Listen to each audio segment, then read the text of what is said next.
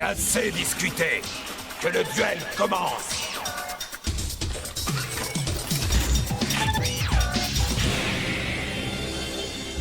Si tu n'y vois pas d'inconvénient, j'aimerais prendre la main. J'appelle un monstre face cachée en mode défense. Et je finis mon tour. Tu vas voir. J'appelle l'impitoyable gardien celte. Et je pose une carte face cachée. À présent, mon gardien celte détruit sa carte face cachée. Vas-y! Attaque tranchante!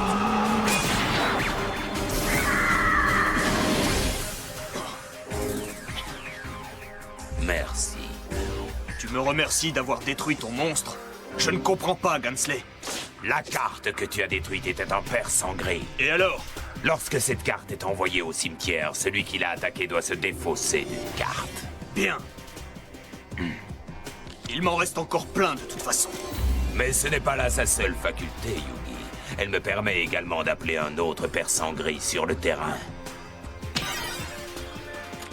Et je peux ainsi mélanger à nouveau mon jeu. Prépare-toi à perdre ton corps! C'est parfait. Hyperia est exactement le monstre dont j'avais besoin pour parvenir à mes fins. Je fais donc appel à Hyperia. Cela me permet de tirer une autre carte et ainsi de diversifier mon jeu. Ensuite, je place Persan Gris en mode attaque, ce qui va renforcer mon personnel. En faisant passer Persan Gris du mode défense en mode attaque, je déclenche sa faculté spéciale, qui est de t'obliger à te défausser d'une de tes cartes. Très bien. Je t'avais prévenu, Yugi. Tu n'es pas de taille à lutter contre un adversaire de mon envergure. C'est exactement ce dont j'avais besoin. Bien. Je joue la carte polymérisation. Et je fusionne Baphomet avec Gazelle, le roi des bêtes mythiques. Afin de créer Chimère, la bête volante mythique. Et j'active ensuite ma carte magique Attaque Éclair, qui permet à Chimère d'attaquer ton Hyperia. Comme tu le sais, j'ai pris la forme du guerrier des profondeurs marines. Et grâce à la faculté de ma carte maîtresse, je peux sacrifier mes deux monstres pour créer ceci, le trou réfléchissant. Vas-y, renvoie-lui ses attaques. Quoi? Non!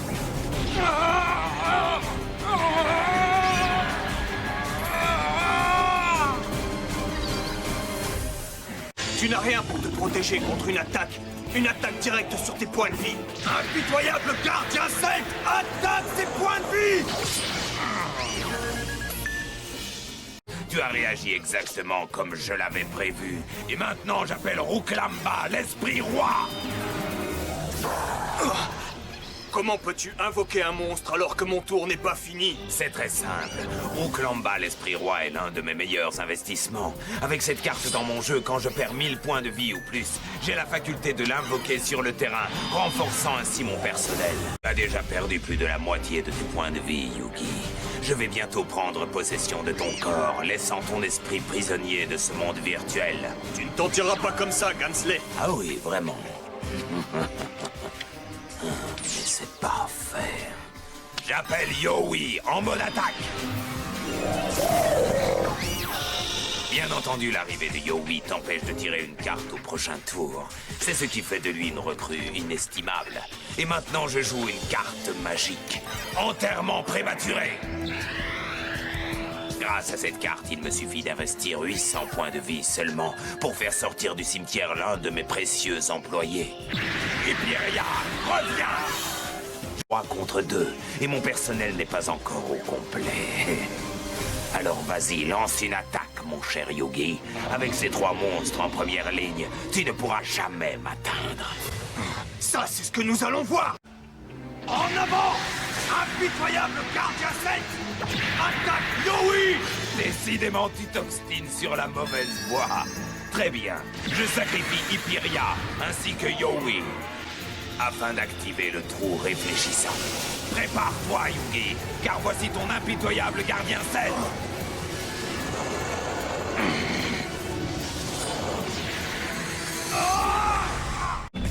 Tes points de vie descendent plus vite que le cours de la bourse lors du krach boursier de 1929. Cela fait 2 coups directs. Un troisième et la partie est finie. Au moins maintenant, il ne te reste plus qu'un monstre. Je crois que tu devrais recompter, mon cher Yugi. Oh non! Tu as encore 2 monstres! Comment est-ce possible? Explique-toi! Pendant que tu essayais de recouvrer tes esprits après cette attaque directe, j'en ai profité pour renforcer mon équipe de travail. Prendre l'avantage quand mon adversaire est atterré ma spécialité. J'ai donc sacrifié Rouklamba, l'esprit roi, afin d'invoquer le mur de l'illusion, et un autre Rouklamba. Tu avais prévu ce qui allait se passer depuis le début, n'est-ce pas? Mais bien entendu, maintenant permets-moi de te présenter mon nouvel employé. Voici le mur de l'illusion. Quelle est sa principale qualité? Eh bien, si tu es assez stupide pour essayer, le monstre que tu enverras pour l'attaquer sera retiré du terrain sur le champ et retournera dans ta main. Sens-tu le venin de la défaite qui s'instille dans tes veines? Très bien. Le serpent arc-en-ciel Ingana, c'est parfait. Une seule de ses attaques suffirait à exterminer Yugi, mais cela serait bien trop facile. Je préfère que le suspense dure encore un peu. Alors voyons. Ah oui. J'appelle Melkid, la bête aux 4 visages, en mode attaque.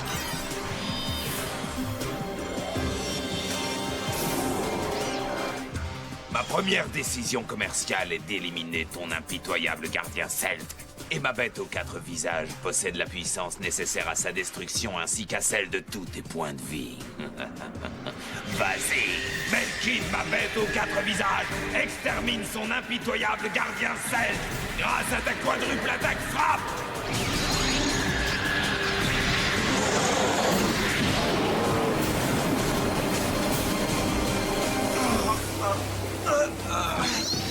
C'est parti!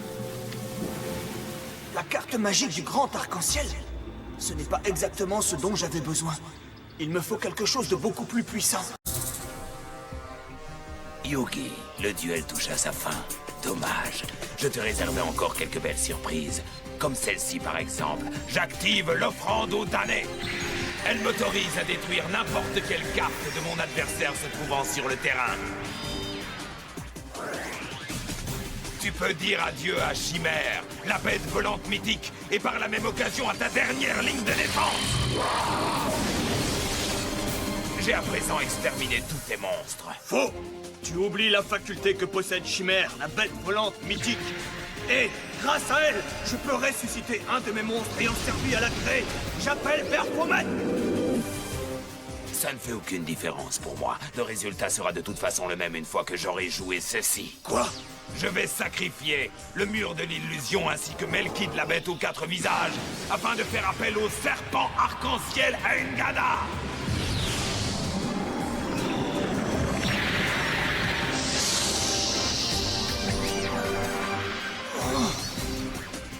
Maintenant, puissant serpent, inflige une de tes morsures à Baphomet.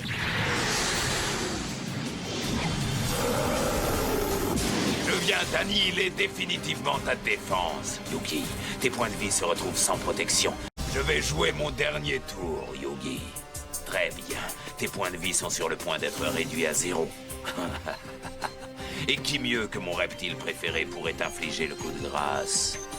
Rouklamba, l'esprit roi, délivre-moi de cette prison en détruisant Yugi une fois pour tous. C'est impossible! C'est la fin.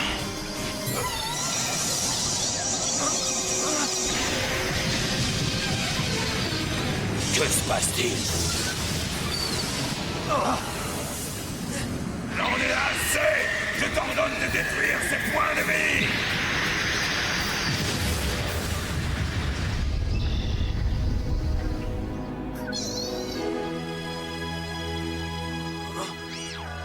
Ouais, bien joué, Kuribo!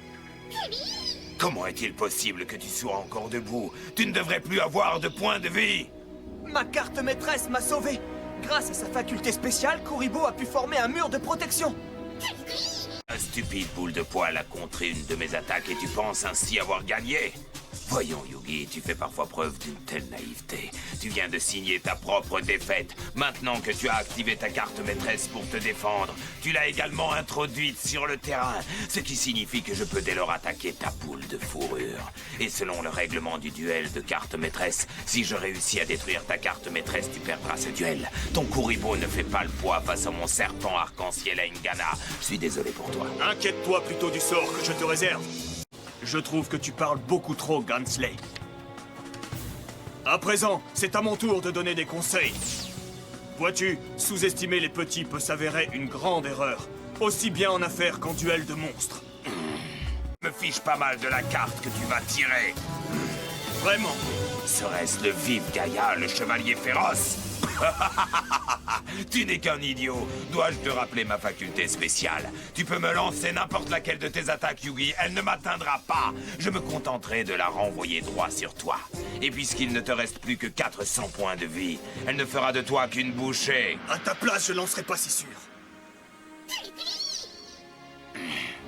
J'active ma carte face cachée. Prépare-toi à affronter le pouvoir de ma carte magique Grand Arc-en-Ciel. Car lorsque cette carte est associée à Kuribo, elle dégage une puissance prodigieuse. Quoi?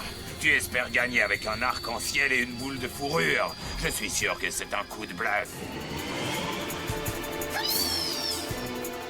Vas-y, Kuribo! Forme le front arc-en-ciel! Mais enfin, que fait-il?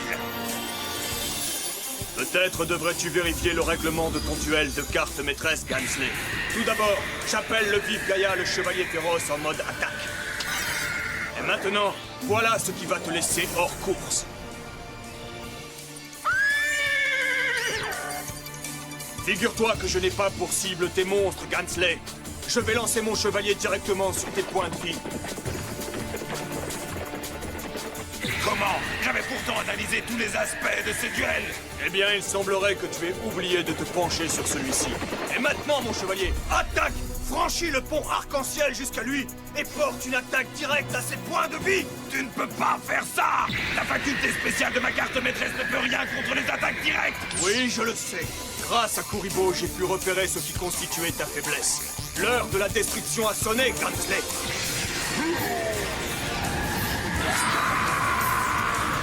Non, c'est impossible! J'étais sur le point de m'emparer de ton corps et de quitter enfin ce monde virtuel cauchemardesque!